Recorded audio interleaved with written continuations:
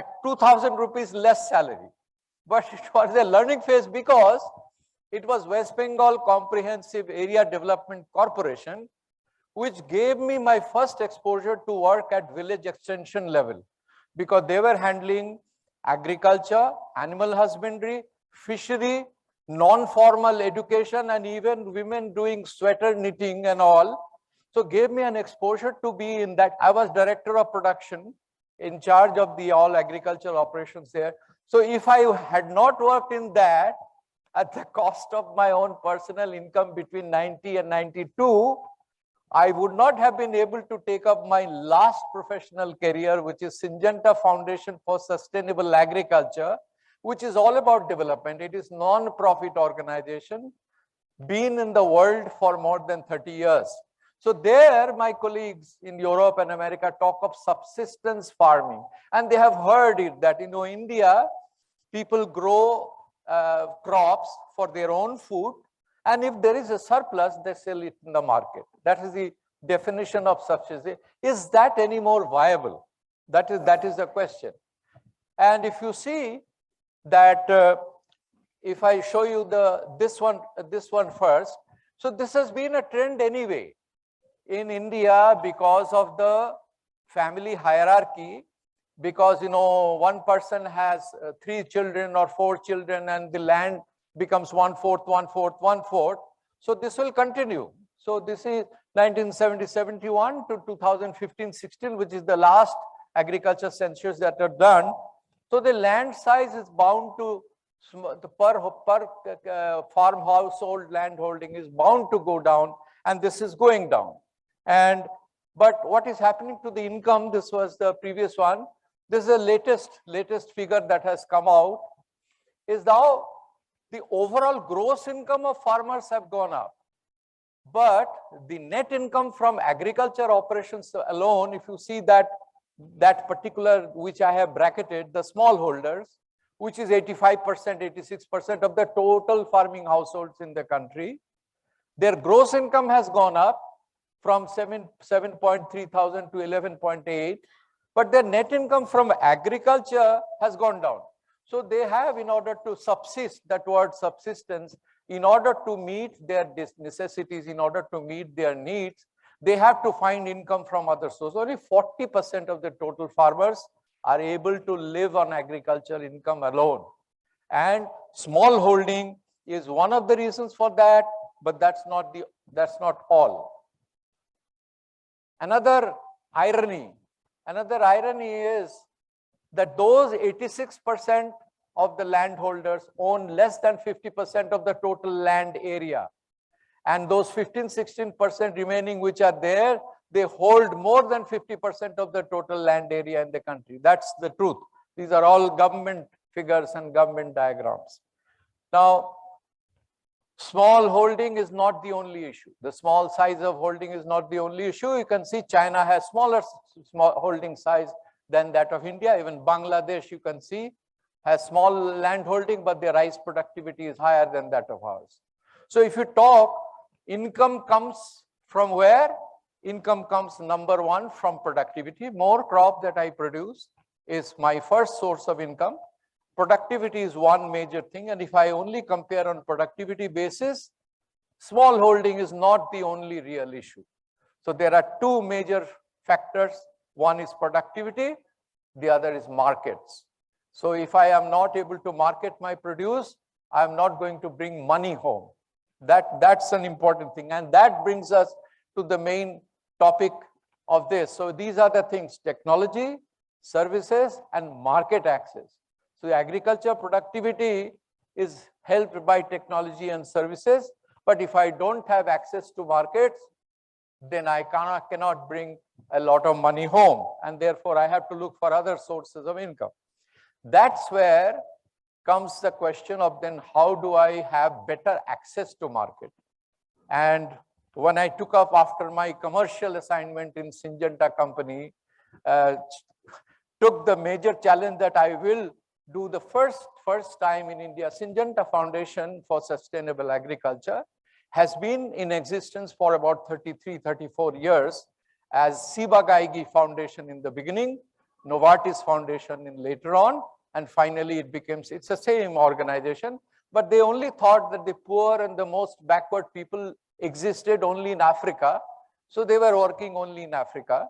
And I was able to convince some of these people and say that, you know, there is a scope of coming also to India and start working here. So I ventured into that area in 2004 and 5 to bring Syngenta Foundation. And Syngenta Foundation's mission statement was increasing income opportunity of smallholder farmers.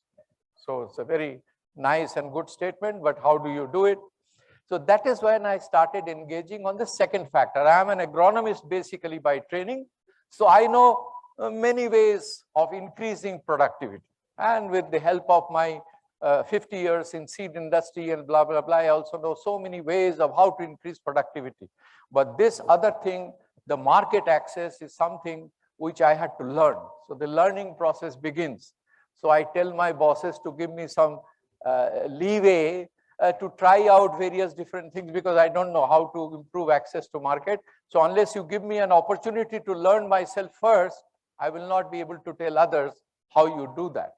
So started looking with experiments as to how to do that, how to improve access, farmers' access to market. So Syngenta Foundation India starts. So Syngenta Foundation India, 2005, it was actually registered as a separate entity, but my work began in 2004. So these are some of the project locations you can find. There is mention of Odisha also in this. So we chose, you know, those days the Planning Commission of India had listed 150 disadvantaged districts within the country, and we chose some of those. So we chose Bankura and Purulia from West Bengal. We chose Kalahandi from Odisha, which was known. We chose Chandrapur district in Maharashtra, and we chose Thane district in Maharashtra, which was not in the disadvantaged district, but only we realized when we were scouting for these things that when we go only 135 kilometers from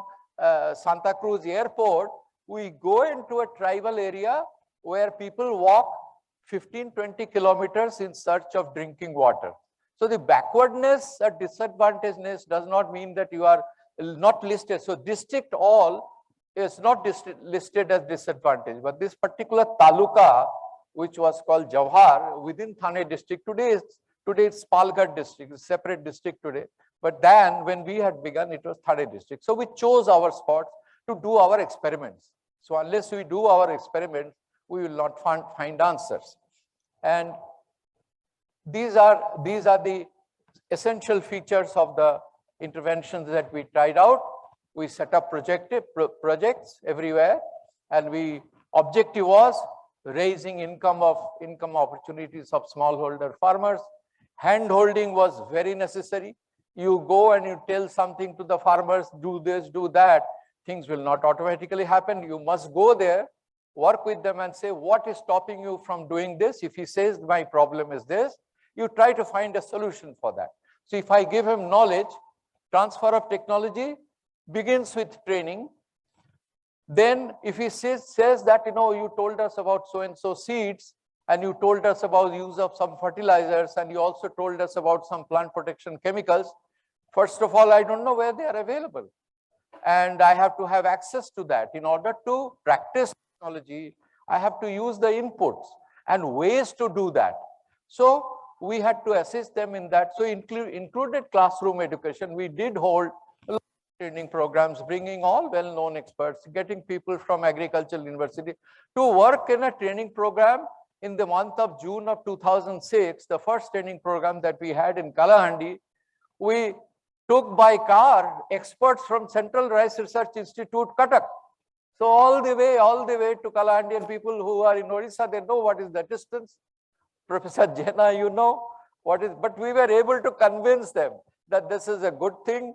Please do, and we will take care, and we'll let you break in between. Roads were very bad those days, very bad, very bad. So anyway, you had to convince, because we are not experts in all subjects. So if there is agronomy, we get somebody who is an agronomy expert. If there is a plant protection, which is also very important, then we need somebody who really can tell them all about plant protection. So training was very important. And then we had to do the last point, which was most important, that how do you do activities with the income enhancing operations. So that was very important. We told everybody that instead of growing rice or cereal crops, if you grow vegetables, which is a high value crop, so high value crop will give you higher returns. Since your land holding parcel is very small, then that will give you a bigger opportunity to we were able to do that. So I will remember my chairman's instruction to keep on time. So some places where it's not necessary to talk a lot, I will skip. But when it is necessary, I will do a little bit of explanation. So you can read the rest, come to the last point, which is aggregation. So before the word FPO was born, Farmer Producer Organization, the word aggregation was already there from the document of 11th five-year plan of Government of India. It was written somewhere, but it was mostly forgotten and mostly overlooked by people. But aggregation was necessary. We know a farmer goes alone to the market and tries to sell his product and negotiate for the price. He's helpless. He cannot do anything. But if you have a group and we say between all our growers here, we have got now 200 kilograms of Karela, bitter gourd, not just my 5 kilo or his 10 kilos or 15 kilos, you have a bargaining power.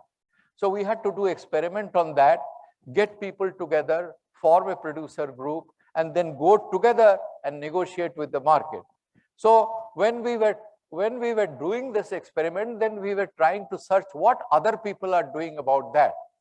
And then we found out that there is a government organization, central government organization, which was lying dormant in Delhi. It was called Small Farmers Agribusiness Consortium Limited. It's a company under the Department of Cooperation, under the Ministry of Agriculture and Cooperation. It was lying dormant. It was formed during UPA 1 or some such time, but government spent some money and it did not work. So it was lying dormant.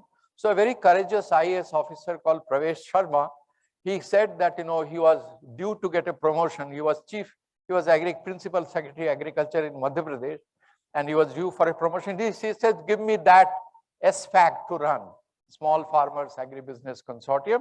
And when he took over that, everybody encouraged him that your career will be ruined and all that, don't do that. So he took up, he most vigorously pursued this program of Farmer Producer Organization with a lot of incentive and other facilities extended by the government. The Maharashtra instance that Dr. Tikku you mentioned was a result of that SFAC initiative, which was spearheaded by Pravesh Sharma. He took VRS and he has got a Sabjiwala, VegetableWala.com, some company of his own. He found doing business was better than bureaucracy. So he is doing that. But that concept is good. That concept that you form aggregation and you transfer farmers group into a business entity and then let them do some marketing. So we tried everything that we knew about. How to go into high value agriculture, which will from small parcel of land give higher return. Productivity is number one. Production and productivity is number one. Without that, you cannot proceed any further. So first, be it the tribal farmer of Jawhar Taluka, or be it a farmer in Bankura or Purulia, anywhere, you must show them how to grow a high value crop properly. So here it was one case that we did, and Mr. Mallikarjun also said, and yesterday also we heard that we have to now go to non-traditional areas for hybrid seed production. Traditional areas are now having lot of lot of maladies that we cannot easily correct. So it's necessary for all reasons to spread out and go to non-traditional. Bankura was never, West Bengal was never on the map of hybrid tomato seed production. We worked quite hard. We started in 2010. One of my former Syngenta colleagues, Mr. Dhumal, he helped me in the beginning. Did not take help from Syngenta company because Dhumal was no longer working in Syngenta company. He had his own business. And one day we talked on the phone, I said, what are you doing? And he says, what I am doing. And we found that he was in West Bengal looking for new production areas. And I say, I'm also in West Bengal. Can you look at this area as a new production area? So hard work. This, what you see, is a very successful hybrid tomato seed production plot. It did not happen all of a sudden. It took a lot of hard work, a lot of experts, a lot of hiccups, a lot of problems. We once found out in that net house, West Bengal is already very high relative humidity area, and within the net house system, the humidity is even further increased. We found that the tomatoes were having some disease that no expert that we had around could find out what it was. And we had in the company that time one Dr. Nakat. He was very good, and we all relied on him and talked on over phone, on telephone, and he says, doctor साहब वो tomato को काटिए। मैंने काटा, बोले उसमें क्या आ रहा है? मैंने उसके अंदर में डार्क कलर आता है फ्लैश, तो बोले और एक काटो, तो सब में डार्क कलर फ्लैश आ रहा। So that dark color flash, these are good actual examples. And he said, okay, fungal disease लगता है, 2-3 पॉसिबिलिटी हम नाम बताते हैं उसके लिए ये किए। तो सबसे पहले हमने नेट हाउस का ऊपर का जो छत था उसको हटा दिया, बोला कि शायद थोड़ा रिलेटिव ह्यूमिडिटी कम होगा तो उसके लिए कुछ हो सकता है, क्योंकि इंसेक्ट प्रूफ का जो है उसके लिए तो नेट हाउस लगाया था, that no insect vector should get in there. But to cut the long story short, we found out, we finally sent the sample through Syngenta company people to their R&D station in Holland. Our pathologists within the country, they detected 3 different things, nothing worked. And when it was sent to our vegetables research people in Holland, they said that this is a new variant of a CMV, cucumber mosaic virus, which does not give this filiform leaves, but it gives a kind of discoloration within the fruit, which is not a fungal disease. So you see, these things are not easy. So Mallikarjun was describing a lot of seed production hiccups that he saw, a lot of issues that come. You may encounter something that nobody had encountered before. Then in the end we found, and then some people said that all those farmers who are able to, and this was contractual, they did not have to form FPO, aggregation, anything, because they were under contract with the seed company, and seed company had already said that, our issue is 1, production, and number 2 is genetic purity. So genetic purity should be very high, 98% plus. Our farmers were able to give 100% genetic purity, no impurity at all. So they got their money and they were very happy. When you earn between 2 to 4 lakhs rupees per hectare, that's a very good income, and says nothing is more profitable than growing hybrid tomato seed production. I will skip to the next slide. Okay. And then a group formed. This was an aggregation, which we'll talk later, not necessary to show this. They took bank loan and did. This is in summary the economics of all that happened between 2013, 2014, 2018. So it varied. The income varied from grower to grower, the producer to producer. There were no genetic purity issues, and the income was very handsome. And these people had no marketing issues because they were on contract. So they had direct access to the company. They had an agreement, company took back, they were very happy. But then the company was not willing to raise the production quantity immediately to such level that everybody could do tomato hybrid seed production. So we had to do something else. For what did we do for Odisha, for Kalahandi? We got them into hybrid rice seed production, also non-traditional. At that time, when we began in 2010-11, there was no hybrid rice seed production done in Kalahandi at all. We had called all the seed companies, all the hybrid rice seed companies, that we will provide you all that hand-holding, all the facilitation. We have got staff, we have got people to train. All you do is, bring your parent seed, and we do, your area is here, somebody else's area is somewhere there. And this also emerged as a success story. So Swapan Datta's picture is there. He was then DDG Crop Science of ICR. He came to see, because seeing is believing. Nobody believed, Kalahandi. Odisha people also are very sorry if a Bhubaneshwar person is transferred in a government job to Kalahandi. Those days it was so bad. Nobody wanted to go and transfer to there. बोला हमको बोला था 6 महीने के लिए उसका कृषि विज्ञान केंद्र चला के आओ, अभी तो साहब भुवनेश्वर में वापस है मुझको. So these were the real stories anyway. So Kalahandi emerged as a place, and now today in many places in Odisha, lot of hybrid rice seed production is done. So earlier it was the monopoly of Andhra Pradesh. That's where it was all done.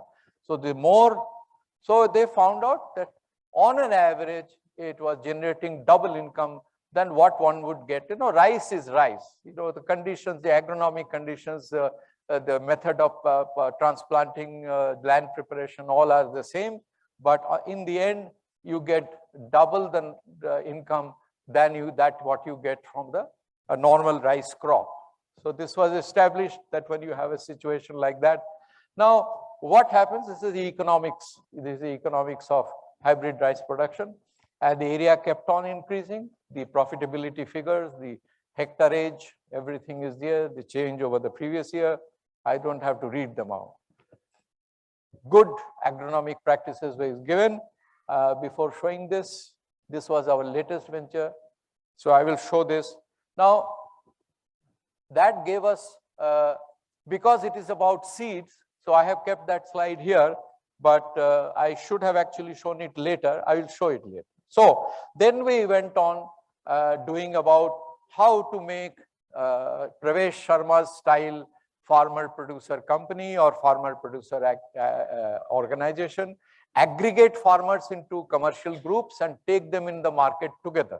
So we tried at all the projects, the same model we tried, but everywhere it showed some promise, good rise and good encouragement. And then the biggest problem was, you know, FPO must start from the beginning. You know, when you are in a group, you learn. And technology transfer becomes easy. Technology transfer becomes much easy when you have a group. And so you have technology transfer, you have access to inputs, and then finally in the market. So many places we found that they got the seed together, they raised the seedlings together, they did the agronomic practice together, but when it came to selling the harvest, उसके खेत के बगल से कोई आ गया middleman, बोला हम तुमको इतना दाम में दे देगा, तुम पैसा दे दो. So many people started selling outside the FPO organization. So that was a cause of failure for this. So at 3 locations it failed. So the first picture, which is left top, is Bakura, that growing seedling together. You can see when they grow in a group, the whole lot of screen houses which are there, the tunnels, those tunnels are of the same producer group. They brought it also together, but many sold directly, so it failed. It did not work. This is the Kalahandi producers hub in the bottom left side, and the right side is the one that succeeded, and that succeeded in Jawhar Taluka of Thane district, not far from Mr. Shekhar Bhatsavale's place, who was presented his his experience yesterday. His is in Raigad district, and this is in Thane, adjoining, 2 adjoining places, not far away from each other. But this is all tribal places. This is where it started showing the signs of success, and not immediately. At least 5 years of trying together, some success, little success, and then they said, one group said, process of learning. You see, process of learning. First, we were telling them how to do that. And then when we started analyzing as to why it is not happening, so one of the growers said that, sir, let us grow what we want to grow. Then you tell us what to grow. And a number of these farmers, they said that we want to grow bitter gourd together. I said, all right, we have no problem. We are only testing this model of whether this producers group works or not. So that they went on. So it virtually became and they were taking the produce, as I said, only 130 kilometers from Bombay.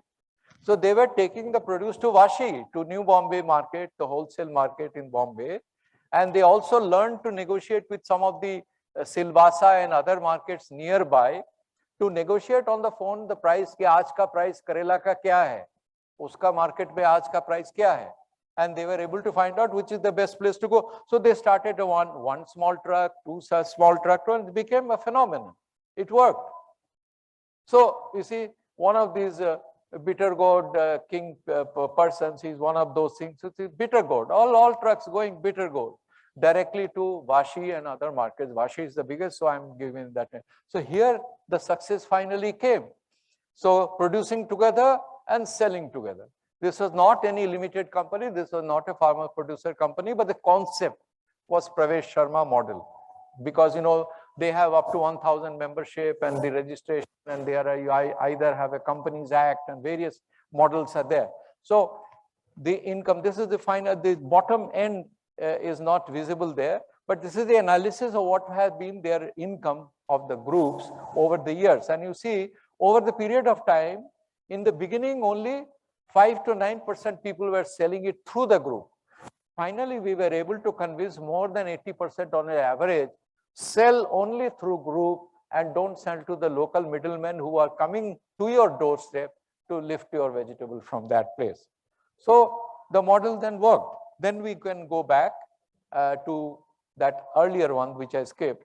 And this is a very recent one. This is a very recent one because this is also a new program. These are two FPOs. These are two FPOs with an NGO in Madhya Pradesh, in Hoshangabad and Betul districts of Madhya Pradesh, who are producing hybrid maize seed. Syngenta Foundation has a program called AAA Maize Hybrid. And this was a joint program between Syngenta Company, CIMIT, and Syngenta Foundation. Syngenta Foundation had provided the money, and Syngenta Company carried out a lot of research, and CIMIT had provided some parental line.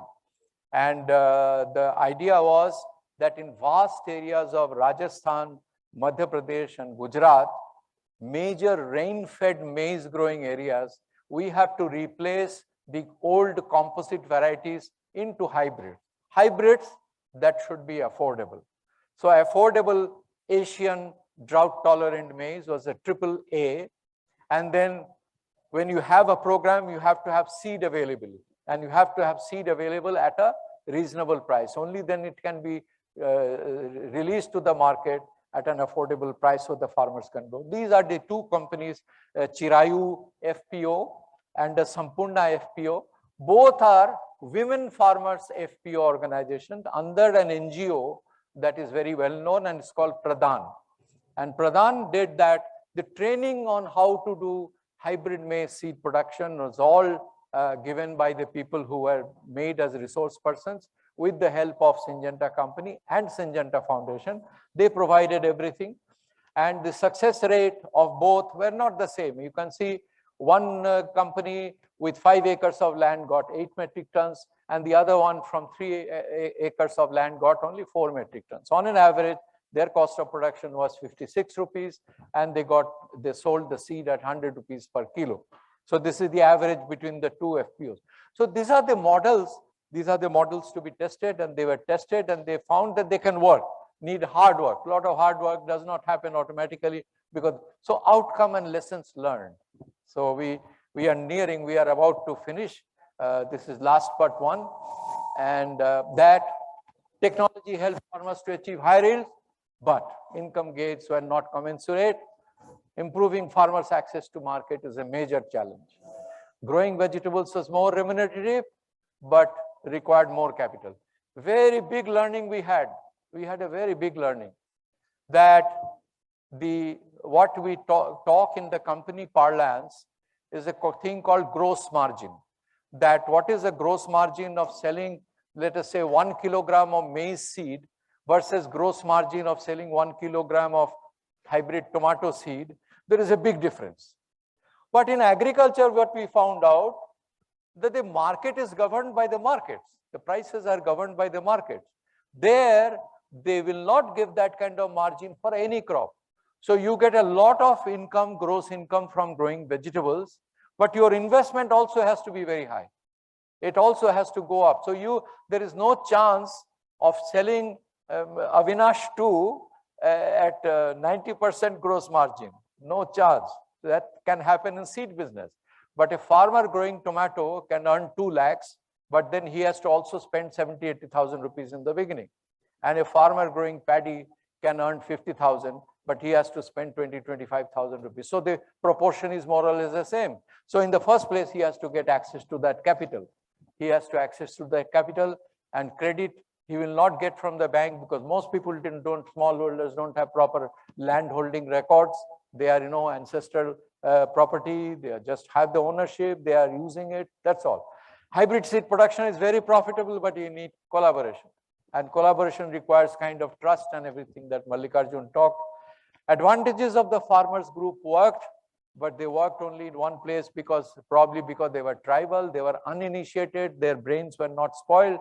So we were able to tackle. So farmers' motivation, entrepreneurship development, a businessman is not all by training. Businessman most of the time is born, he learns from his father, from grandfather. So business skills are very difficult to learn from classroom teaching. You have to develop your own. Hand-holding and proper guidance is a must. Without hand-holding, a good concept cannot work. So the last one. Way forward. Yeah.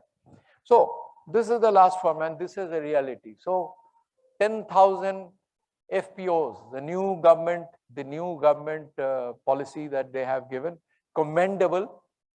They have asked for 10,000 FPOs to be formed in the country. They have given 4,000 odd to NABARD to promote, and they have given to other agencies to promote. But what is 10,000 for India? They say that we have anywhere between 9 to 14, 15 crore farming households in this country, and an FPO's membership size is only 1,000. So how many FPOs will 10,000 FPOs will do?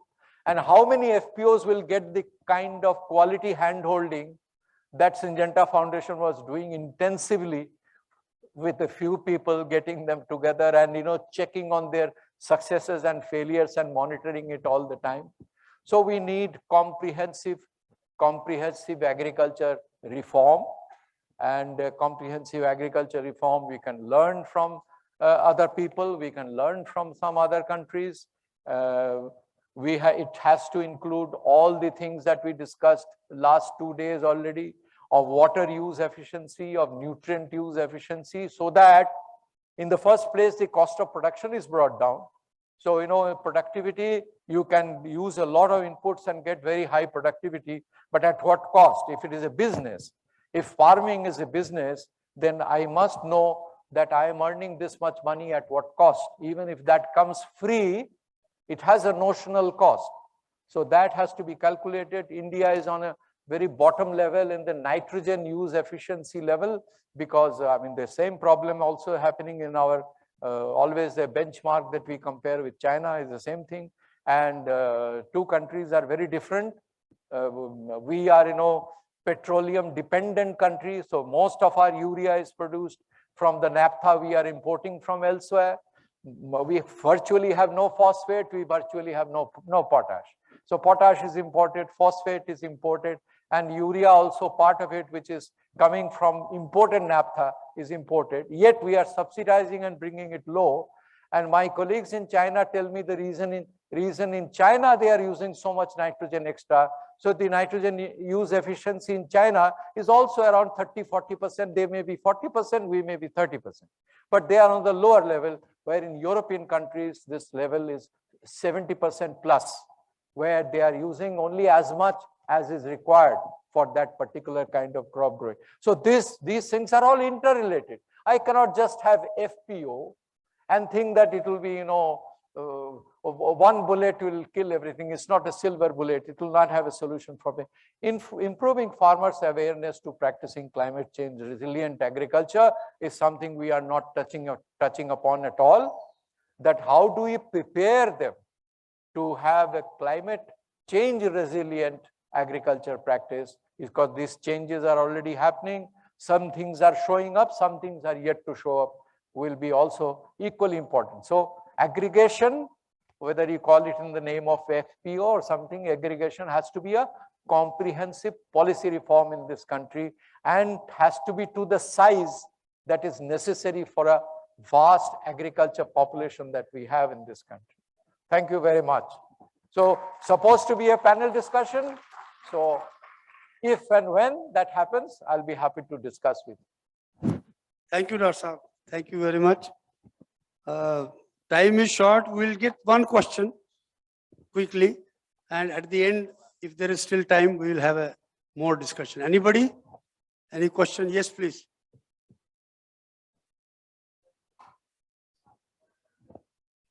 Mic लीजिए, and please introduce yourself. Hello. Yeah, myself, Dr. Sudhanshu Mishra. I am basically from Bayer. I am taking care the market development function for the entire East and Nepal. So along with the, if you can go through the last slide, particularly the last point what you have mentioned, reforms. One critical reform in this FPOs is concerned, apart from the one you have mentioned, is the documentation. So far as the FPOs are concerned. In my last assignment, I was based at Chhattisgarh. Out of 11 or 13 FPOs, only one FPO was having proper documentation where the input suppliers can provide them the required necessity inputs. Others do not have a proper documentation. When I mean to say proper documentation, organization, these multinational companies, they are coming up, setting the direct distribution network with these FPOs, but the documentation, lack of documentation, proper documentation is an barrier providing the inputs. That is one more reforms we need to take it up. Maybe this is one input I would like to provide. Thank you. I mean, you are only agreeing with me.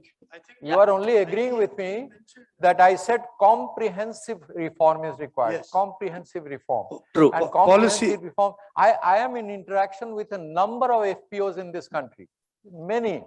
And those which are successful, they all will tell you that majority of the FPOs have failed.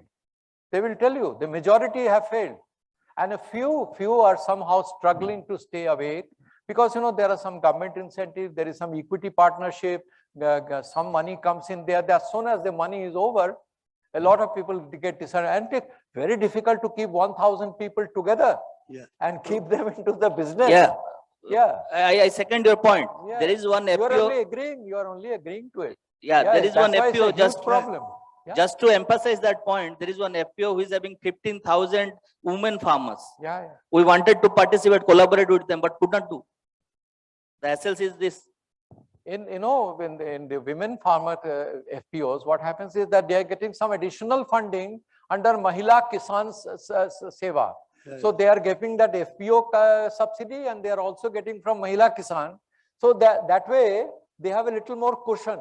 They have a little more government cushion to work on. But that should be utilized for making more money rather than using up that money and in the end showing it in the red, showing the balance sheet in the red. Agreed. That's not right, no? Thank you. Thank you. Thank you. I think we will. Yeah. Please come. Please come. Thank you. I think the nutshell summary is that this is only a process towards reaching the goal, but we are not there. We have to fix all the loopholes, as Dr. Saab already said. This is definitely the way forward, but we need to work on it. It might take 5 years before we are seeing real success. You know, these things don't happen like a bullet and you are through. But this is the only way smallholders can remain. Otherwise, the big farmers will just like what happened, the big countries. 1,000-acre farmers, 1,000-hectare farmers are there. A friend of mine manages 1,500-hectare corn farm with 3 people with a GPS run tractor. So we are not there. So we need to fix it as quickly as possible. So I hope the policy planners will help in making that process. Thank you. And now